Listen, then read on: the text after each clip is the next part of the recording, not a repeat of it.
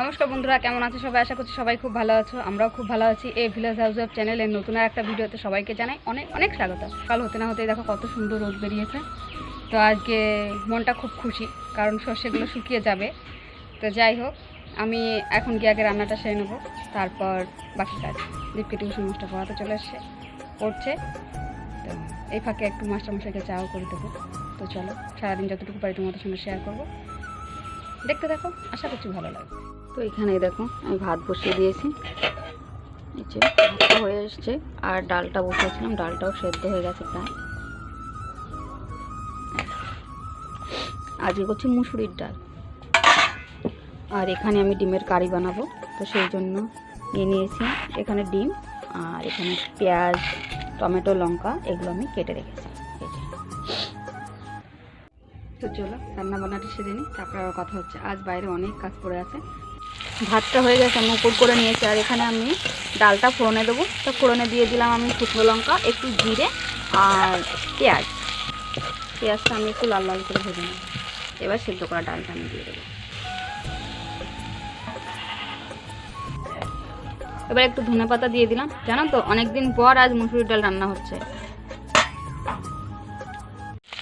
এই যে ডালটা নামিয়ে আমি কারির জন্য, ডিমের কারির জন্য ডিমটা ভেজে নিচ্ছি। ডিমটা আমি হালকা করেই ভাজবো। ওদিকে ডিমের কারিটা হচ্ছে থাকুক, আমি এদিকে সিমগুলো কেটে নিই।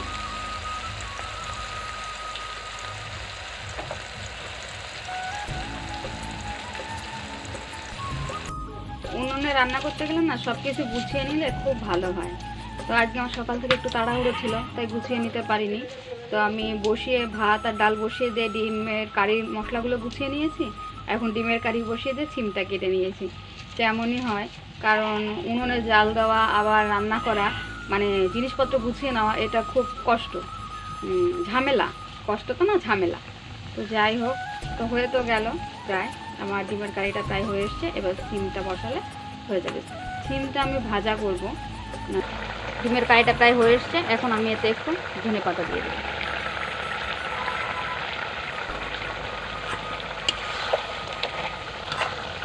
এবার নামিয়ে নেব। আমার রান্নাবান্না সব হয়ে গেছে, রান্নাঘর গুছিয়ে চলে এসেছি। এখানে নিয়ে নিয়েছি ছাগলের খাবার। এখানে হচ্ছে ছোটো ছোটো করে কুচানো বিচুলি, গমের ভুসি, আটা আর একটু লবণ, এই দিয়ে ওদের মেখে দেবো, ওরা খেয়ে নেবে।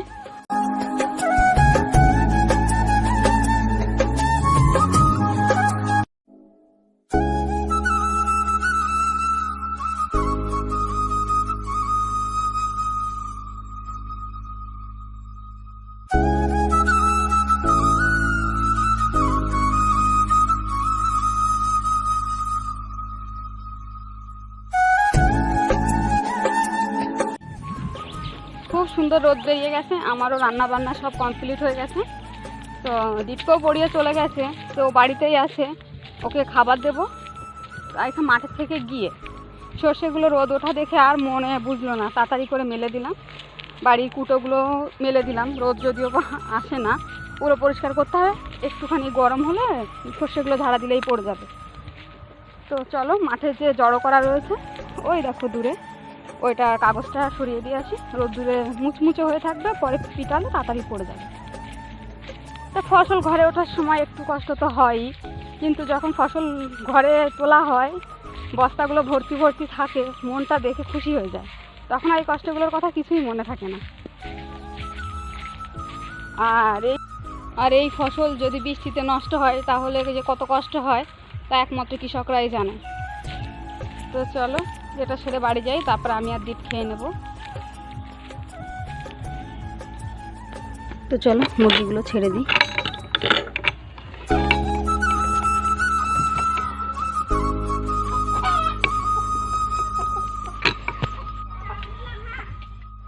তো এখন বাজে বেলা 1টার মতো। কয়েকটা জামা কাপড় ছিল, সেগুলো কেচে ধুয়ে মেলে দিয়ে আমি স্নান করে চলে এসেছি।